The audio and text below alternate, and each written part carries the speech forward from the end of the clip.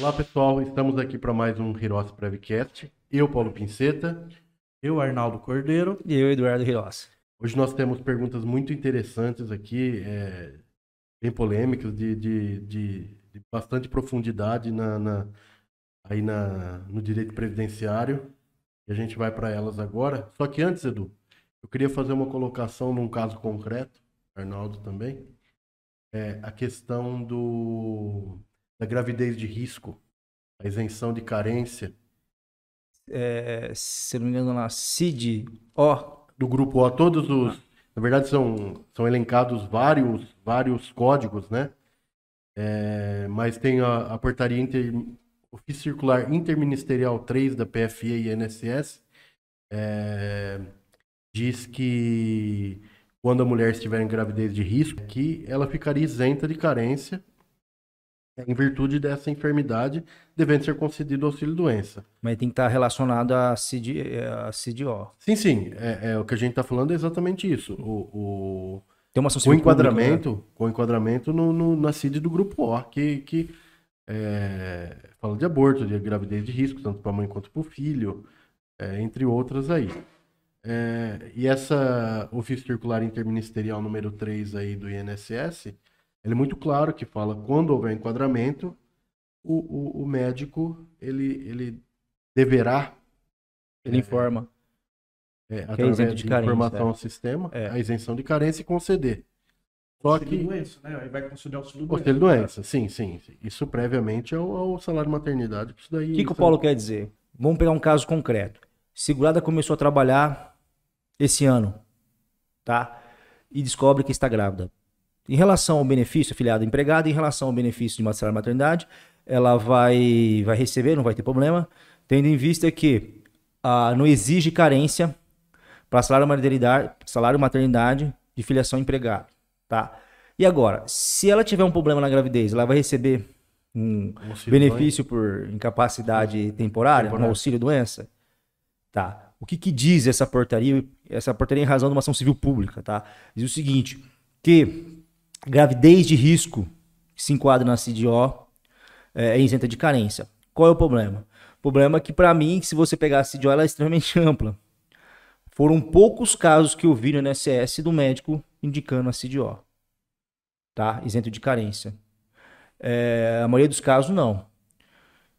Então, é assim, e aí? Negou o benefício? Cabe recurso? Cabe recurso. Eu acho que na via de recurso dá para reverter. Judicial também, que tem várias interpretações diferentes.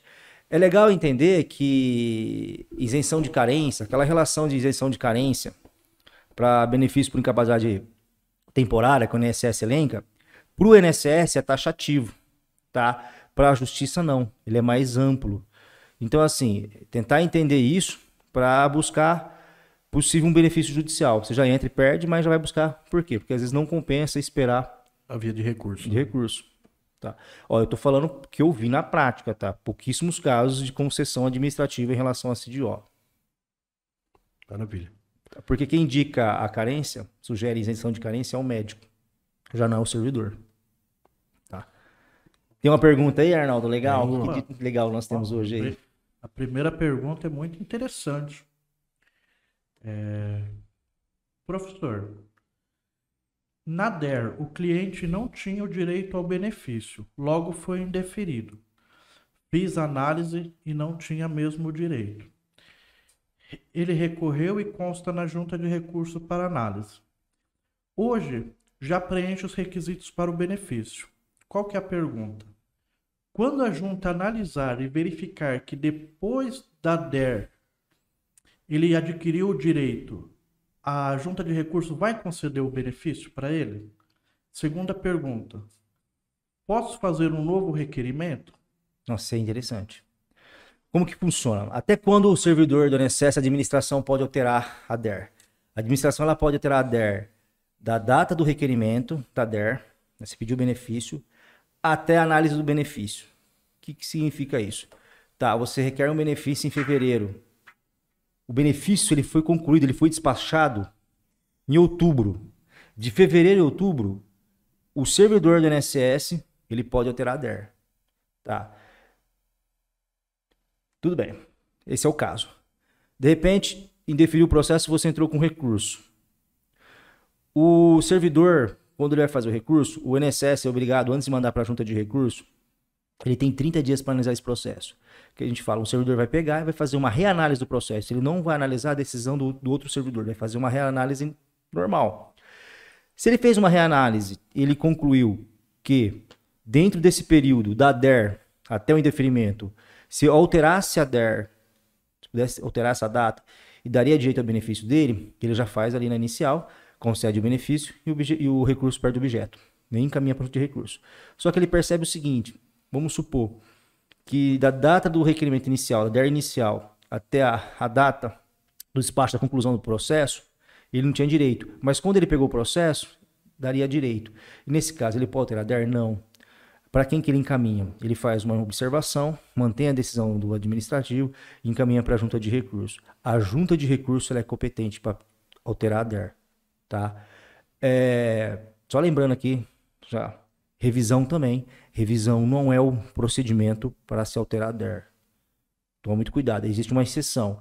É quando você pediu no processo inicial. Na inicial você pede para alterar a DER, o INSS não atende. Meio de revisão você consegue fazer isso. Tá? Por outro lado, não. Tá? Nesse caso, a junta manda. Geralmente, eu trabalhei com a diligência de junta para cumprir acordo, e eles alteram a DER mesmo. Ele dá a opção do segurado alterar a DER. Tá? Suponhamos que você pediu um benefício, esse benefício foi indeferido e você entrou no processo de recurso.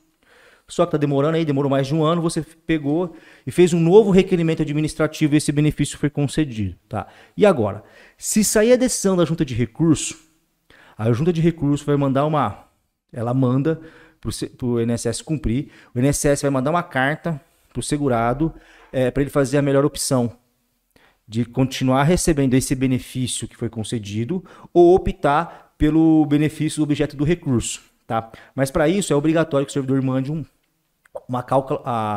vai mandar uma contagem de RMI para ele poder fazer a equiparação, para fazer a opção. Tá? Então, assim, se caso acontecer de seu benefício ser concedido, né, se está recebendo benefício, e o objeto do recurso for favorável, pode ficar tranquilo que a junta vai mandar uma exigência para você fazer a opção de receber o melhor benefício. Eu estou falando isso para vocês que eu mandei, teve um período que eu vi no INSS que eu mandava essas cartas falando da melhor opção do benefício. Tá bom? Edu, a gente tem uma pergunta interessante aqui. Vamos para ela. Caro professor Hirose, pedi aposentadoria para doméstica, que consta na CTPS, porém não no CNIS. O robô indeferiu. Nesse caso, vou para a Justiça Federal? Tá. E aí? O que vocês acham? Eu particularmente, eu faria um recurso administrativo. Tá. Esse caso é um caso muito simples. Já falo para vocês. Eu vou te contar o que é esse caso. Esse caso é o seguinte. É empregada doméstica, vínculo de empregada doméstica, até 31 de maio de 2015. Por quê? Porque até 31 de maio de 2015, a empregada doméstica, o patrão recolhia em carnê e registrava a CTPS. Na carteira, isso. Tá.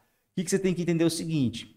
Se esse vínculo que está lá, ele está falando que o benefício foi negado porque não foi reconhecido esse vínculo. É fácil, o INSS é aquilo que tinha que fazer. Ele tinha que pegar esse vínculo e colocar no sistema.